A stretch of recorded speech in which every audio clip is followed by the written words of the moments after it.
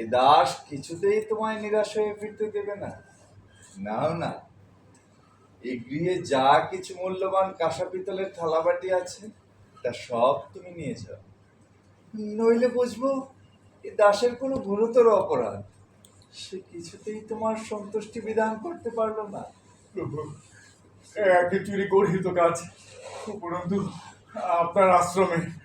কিন্তু আশ্রমবাসী যদি ঘুম ভেঙে জেগে ওঠে তবে আর বলতে হবে না। আপনি থাকুন, আমি যাই। পাছে তুমি আমাকে দেখে পালিয়ে যাও, তাই তো সামনে এসে দাঁড়িয়েছি। নাও না বাবা, যা কিছু মূল্যবান তা সব তুমি নিয়ে যাও। উনি বোধহয় আমার হাতে জিনিস দিয়ে আশ্রমের বাইরে গেলে চর চর বলে চিৎকার দেবে। আচ্ছা, আগে তো বাইরে যাই, তারপর জিনিস ফেলে দেবো ভূত।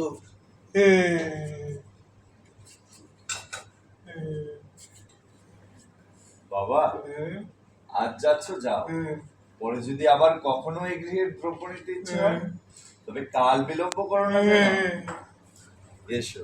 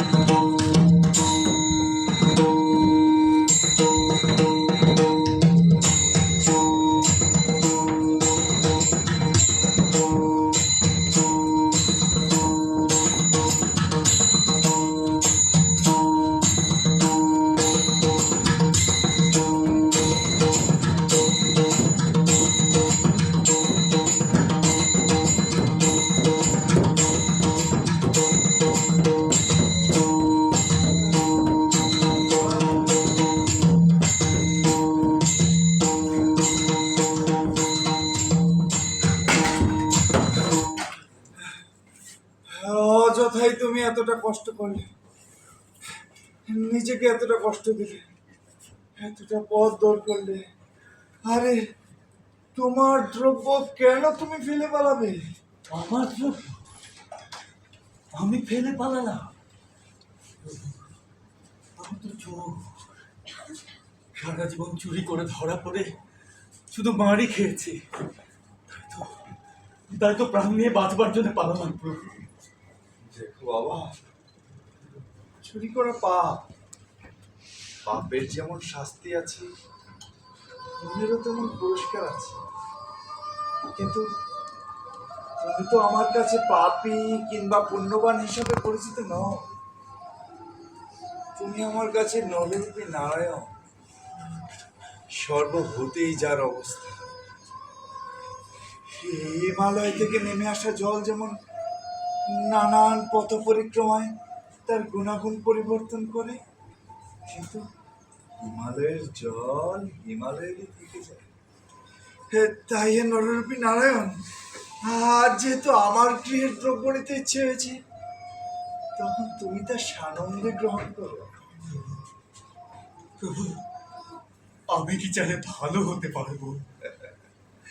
তুমি যে মন্দ তাই বা কে বললো? তুমি তো ভালোই আছো, কিন্তু যেহেতু কর্মগুণে ধর্ম, তাই সৎকর্ম করাটাই ভালো। আজ যা তুমি রাতের আধারে লুকিয়ে নিতে এসছো, তাই কেন তুমি দিনের আলোয় গ্রহণ করো না? প্রভু, তার উপায়?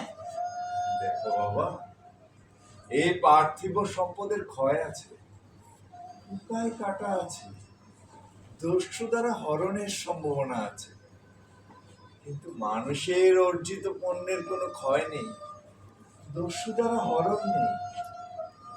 সত্য ধরে সৎ হয়ে প্রকৃত সাধক। তুমি তাহলে এসো, পাছে আশ্রমবাসী অথবা পথচারী জাগলে তোমার অকল্যাণ হতে পারে।